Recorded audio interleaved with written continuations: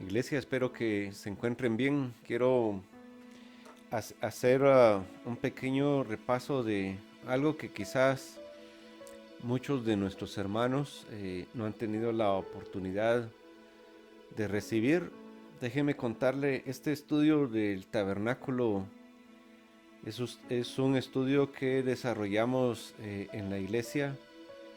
Sé, hermanos, que nos hacen falta algunas cosas por desarrollar, pero desarrollamos la mayoría del estudio. ¿Por qué empezamos a estudiar acerca del tabernáculo de Moisés? ¿Y qué importancia tendría el tabernáculo de Moisés para nuestros tiempos? Sobre todo porque tiene que ver con la ley, tiene que ver con direcciones que Dios le dio en la antigüedad al pueblo de Israel. Y la iglesia eh, eh, de Jesucristo hoy en día, pues, aunque conocemos la ley, parece que no tiene importancia o no tiene relevancia. Y entonces a través de ese estudio lo que hicimos fue traer a la iglesia el panorama y el por qué es muy importante conocer lo que representa el tabernáculo de Moisés. En aquel estudio usted recuerde que primero hicimos un estudio acerca de las cortinas, los colores, su significado, las áreas, su significado y cada una de las cosas. En este pequeño repaso pues solo vamos a dar generalidades para que cuando se cita el tabernáculo de Moisés, entonces las personas sepan más o menos la función o por qué el Señor dejó que el pueblo de Israel, no solo durante el tiempo de su travesía en el desierto,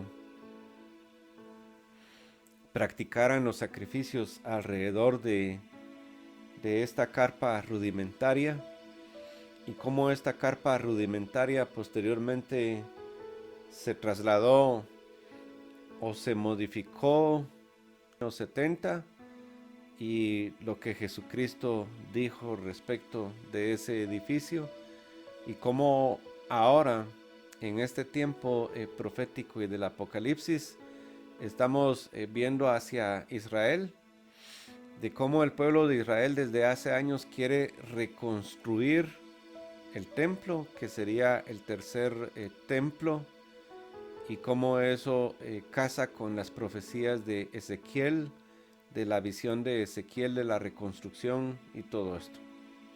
Pero ¿para qué nos sirve a nosotros y qué significa todo esto?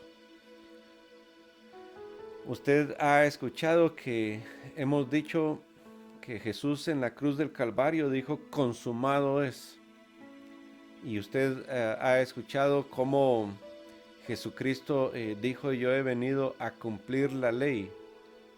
A cumplir la ley, eh, como que esa ley debe seguirse cumpliendo.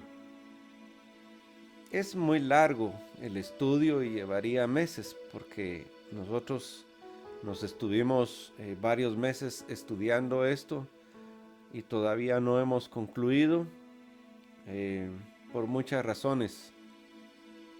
La parte que no hemos concluido quizá es el lugar santísimo que no lo terminamos, las ropas de los sacerdotes y otros detalles más del tabernáculo que no hemos terminado de estudiar. En el libro de Hebreos, en el capítulo 8, versículo 5, dice, los cuales sirven a lo que es figura y sombra de las cosas celestiales, como se le advirtió a Moisés cuando iba a construir el tabernáculo, diciéndole, mira, haz las cosas conforme al modelo que se te ha mostrado en el monte. Esto se refiere que cuando Israel salió de Egipto, llegaron al monte Sinaí, y en el monte Sinaí Dios invitó a Moisés porque fue un llamado que Dios le hizo para que subiera a lo que la Biblia llama el monte santo de Dios. Cuando Moisés se iba acercando al lugar la primera vez, tiene que recordar usted la historia que Dios le dice: quítate las sandalias, estás en un lugar santo, como diciéndole: el polvo de tus sandalias no pueden tocar este lugar en mi presencia. Eso tiene un significado importante espiritualmente para nuestro tiempo, tiene un significado importante. Uno no puede caminar en el sendero de la vida ante la presencia de Dios, sobre todo cuando Jesucristo nos dio entrada hasta el lugar santísimo, y que cualquiera piense que con el caminar de la vida puede estar delante de la presencia sin purificarse. Dios le dio acceso a todos los hombres a través de Jesucristo a su presencia, pero Dios sigue siendo santo. Dios va a seguir exigiendo santidad. Para estar en su presencia, Dios va a seguir exigiendo santidad. Ahora, lo que cualquiera puede hacer es llegar delante de Dios lleno de pecados y en una posición de humildad, rendirse a Él y pedir perdón. Dos cosas diferentes. Siento el llamado, el Espíritu Santo redarguye mi vida, me presiona, me muestra mis pecados y tengo una acción voluntaria de acercarme a Dios a pedirle perdón. ¿Dónde vemos reflejado eso? Cuando el apóstol Pedro abre sus ojos delante de Dios en el mar y le dice: Señor, no soy digno ni siquiera de estar delante de tu presencia. Jesús le dice: cuando tú has revelado que yo soy el Cristo, el Mesías, el enviado, esto no te lo reveló ni carne, hombre ninguno. No pudo venir esta revelación de tu intelecto. Esto te lo reveló mi Padre Celestial a través del Espíritu Santo. Entonces, así como la actitud de Pedro al reconocer la majestuosidad, la soberanía, la santidad de Jesucristo, la posición de Jesús como Hijo de Dios siendo Dios, dijo: yo no soy digno de estar a la par tuya. No hay dignidad en mí. Y Dios espera que esa dignidad se mantenga en nuestras vidas a pesar de que seguimos caminando en este mundo como hombres pecadores. Hay un proceso para llegar al Padre Celestial. Algunas veces escucho que predicadores dicen: acércate a Dios así como estás en pecado. Sí, es correcto. Dios quiere que todos los pecadores nos acerquemos a Él confiadamente para pedir perdón. Pero toda vez hemos sido perdonados, Dios nos invita a caminar en santidad. Siempre he dicho yo esto de Moisés, porque Moisés sube al monte. Cuando sube al monte, dice que el monte se cubrió con una nube, y esa nube era la presencia de Dios que estaba cubriendo el monte, que estaba cubriendo que lo que en el monte estaba ocurriendo es que Moisés no fue trasladado al cielo, pero en el monte, con la nube cubierta, los cielos se le abrieron, y por eso dice la palabra: haz todas las cosas conforme al modelo que te he mostrado en el monte. Significa que Dios a Moisés le mostró en el monte un modelo que está en el cielo. Con los materiales que Dios le indicó, Moisés tenía que reconstruir un modelo que Dios le había mandado hacer. Pienso que Moisés tuvo la revelación de que se trataba de Jesucristo y posteriormente se iba a tratar de nuestro propio cuerpo como una Trinidad. Vamos a ver después la división del tabernáculo para entender que así como Dios es trino, Padre, Hijo y Espíritu Santo, nosotros somos trinos, espíritu, alma y cuerpo. Cuando Jesucristo viene a este mundo, hace una labor de espíritu, alma y cuerpo en el tabernáculo, y cada una parte con su significado.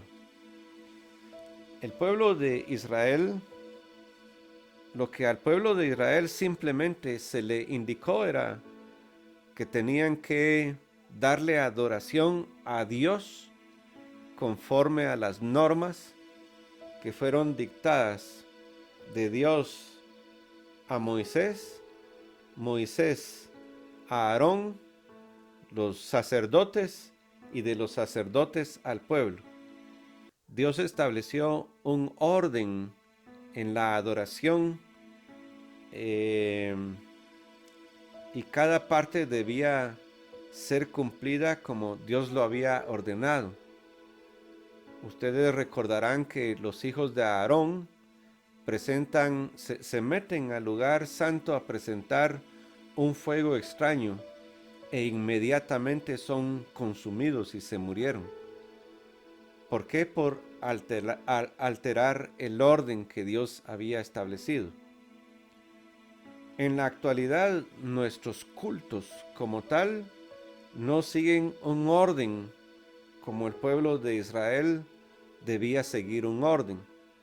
Nosotros llegamos a la congregación, empezamos a cantar unos coritos, alabamos a través de unos coros, exaltamos el nombre de Dios, posteriormente recogemos ofrendas, diezmos, ofrendas de misericordia, hacemos anuncios, predicamos, otras veces antes de la palabra ministramos, imponemos manos, dejamos que el Espíritu de Dios se mueva entre la gente, los dones se muevan entre los hermanos, terminamos la predicación, oramos eventualmente por necesitados y despedimos a la gente y se acabó.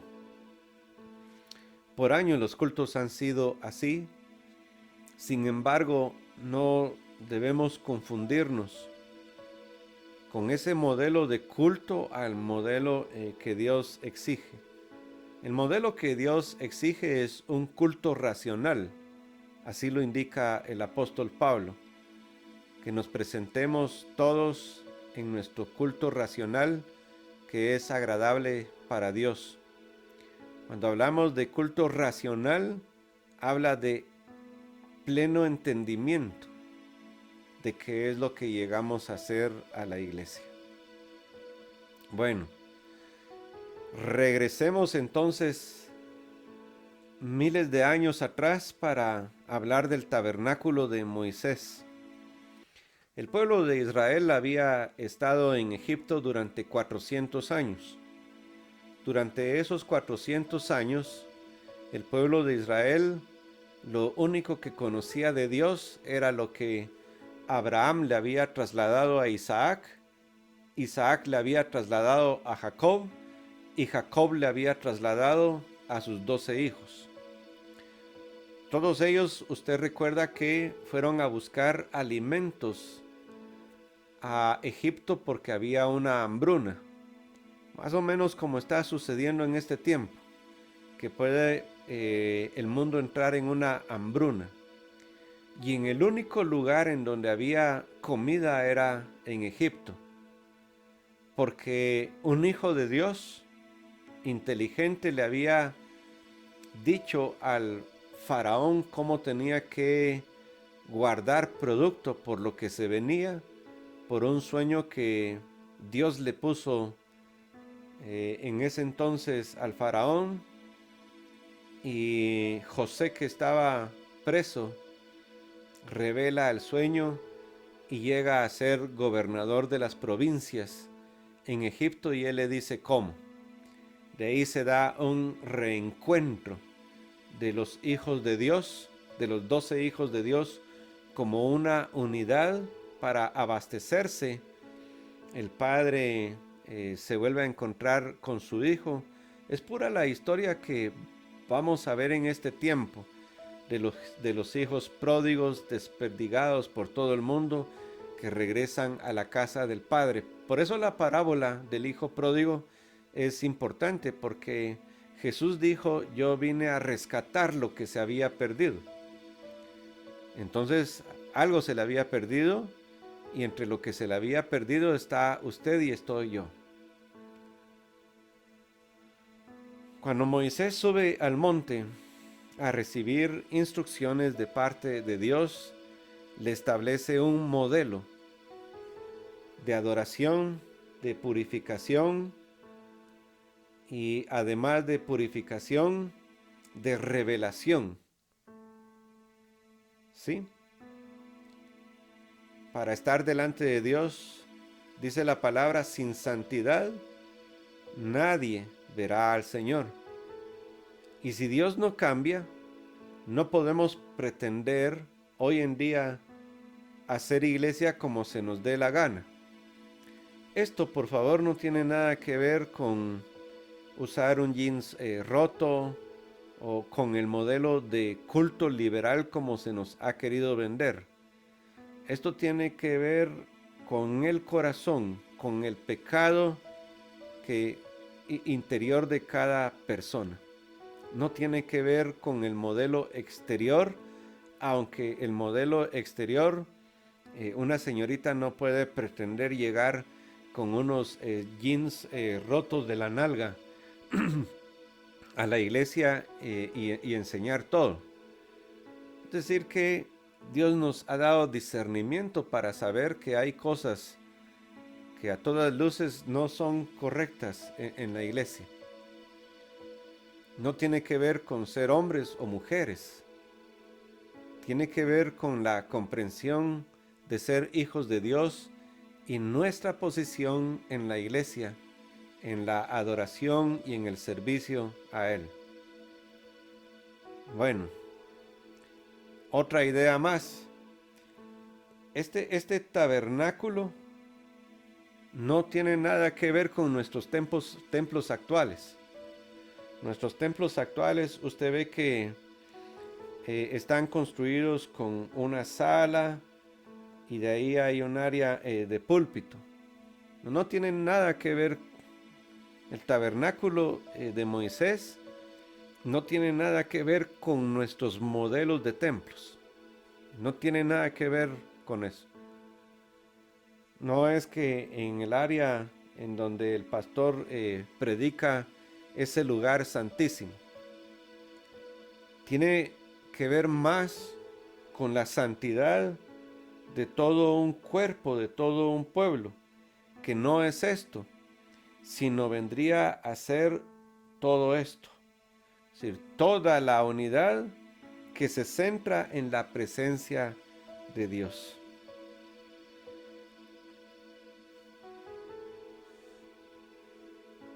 Si es una sombra de las cosas celestiales, como Hebreos dice, entonces es muy importante. Repito de nuevo Hebreos 8:5. Me gustaría leer desde el versículo 4 para poder tener todo el contexto. Déjenme buscar.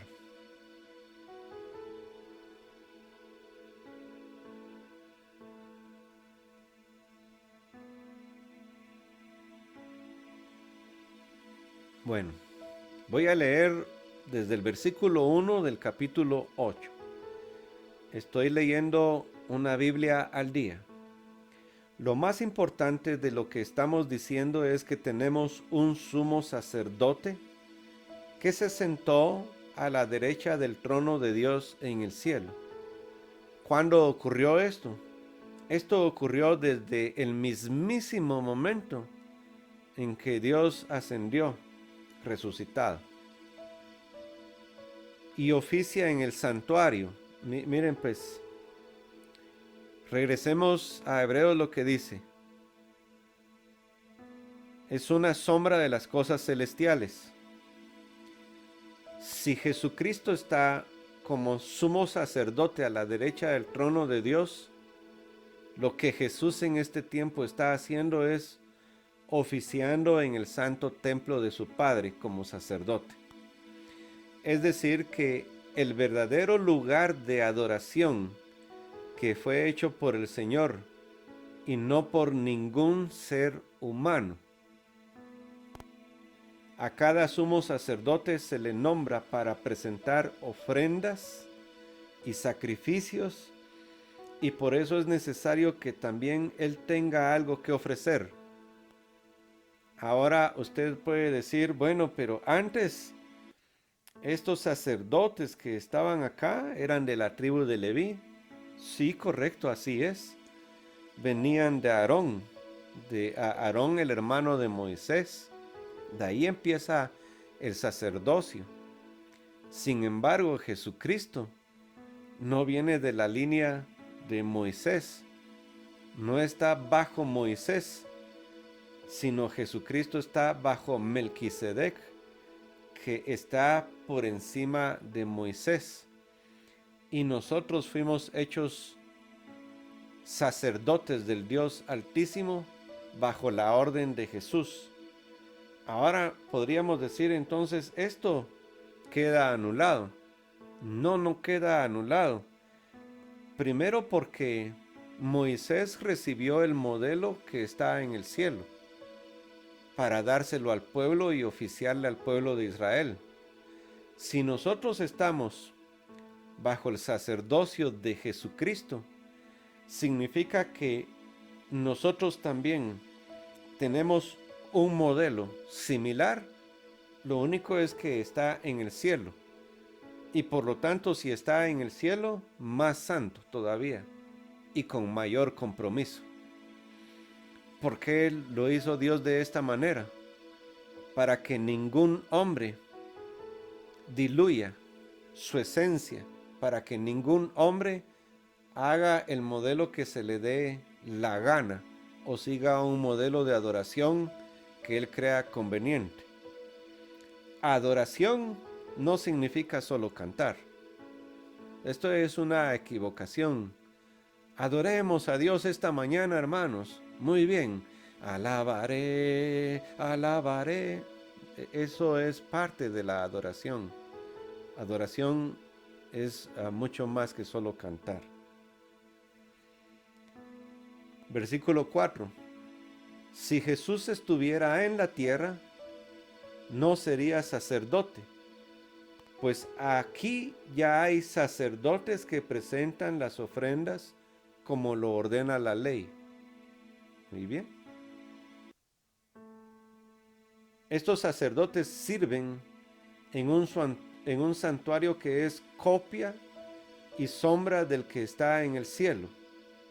Ahora entonces pregunto, la Biblia está diciendo que no presentemos ofrendas, que no presentemos adoración. No es eso lo que está diciendo, porque así fue como se le advirtió a Moisés cuando iba a construir el santuario. Pon atención, dice, y hazlo todo de acuerdo con el modelo que te he mostrado en la montaña. Pero el trabajo sacerdotal que Jesús ha recibido es mucho mejor que el de ellos. Y así por medio de él tenemos un pacto mucho mejor ya que está basado en mejores promesas. Entonces está diciendo que Moisés trabajó con una copia, que Jesús es el original. Y si nosotros estamos bajo el original que está en el cielo, nuestra labor debe ser mucho más cuidadosa en el servicio que le damos a Dios, no solo en el templo, sino en nuestras propias vidas, porque al estudiar todo esto vamos a encontrar que el tabernáculo realmente lo que representa para nosotros es la presencia de Dios viviendo internamente en nosotros. ¿Por qué Dios hizo esto? Lo hizo como una escuela de entrenamiento para que en nuestros tiempos reconozcamos en cada una de las áreas la labor de Jesucristo por nuestras vidas y lo que habita en nosotros. Si Moisés no hubiera construido este tabernáculo, nosotros no tendríamos modelo de comparación, ni sabríamos qué significa cada una de las partes del tabernáculo y cada parte del tabernáculo en qué se relaciona con Jesús y cada parte del tabernáculo en qué se relaciona con nuestro cuerpo. Nadie ha tenido fotografías reales del cielo. Hay gente que ha muerto, ha regresado y ha descrito cosas del cielo, pero ninguno tiene una imagen del santuario, de la adoración de Dios, ni cómo Jesucristo como sacerdote está oficiando en el tabernáculo celestial a la par del Padre.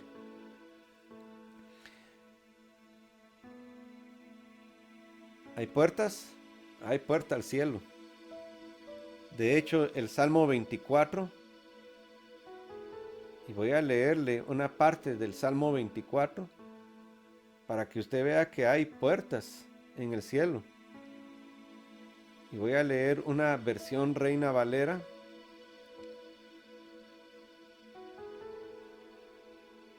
El Rey de Gloria, de Jehová es la tierra y su plenitud, el mundo y los que en él habitan. Porque él la fundó sobre los mares y afirmó sobre los ríos. ¿Quién subirá al monte de Jehová? Está hablando no del monte a donde Moisés fue, sino al monte del trono de Dios.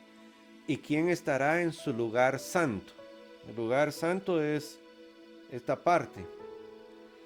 El limpio de manos y puro de corazón, el que no ha elevado su alma en cosas vanas ni jurado con engaño. Usted recuerde que esa es la descripción de Jesucristo. Él recibirá bendición de Jehová y justicia de Dios de salvación, porque Él es la salvación. Es esta parte. Tal es la generación de los que buscan su rostro, tu rostro, oh Dios de Jacob. Y esta es la parte en donde está la presencia de Dios. Alzad, oh puertas, dice, vuestras cabezas, y alzaos vuestras puertas eternas, y entrará el Rey de Gloria. La puerta, el camino. Ahora, esto lo está hablando David. Entonces eso me hace pensar que David, como Moisés, conocían no solo acerca de Jesucristo, del Padre, y cómo funcionaba. ¿Qué es lo que ocurre? Que estos hombres nunca tuvieron permiso de revelar lo que significaba y lo que habían visto. Y qué significaba para nuestros propios cuerpos, aunque si buscamos versículo por versículo y parte por parte, vamos a encontrar que está revelado en el Antiguo Testamento. Jesús dijo, ustedes han oído que Moisés habló de mí. ¿Y por qué Moisés habló de él? ¿Cuándo Moisés habló de Jesucristo? Bueno, en todo esto que es el tabernáculo. Moisés había hablado del Señor una y otra vez. Vamos a ir a una segunda parte para seguir explicando el tabernáculo. Para seguir explicando el tabernáculo y que entendamos como iglesia qué significa para nosotros en este tiempo. Solo recuerde que estamos haciendo un estudio de 1 hora y unos minutos, y esto explicarlo nos llevó muchos meses. Bendiciones a todos en sus casas.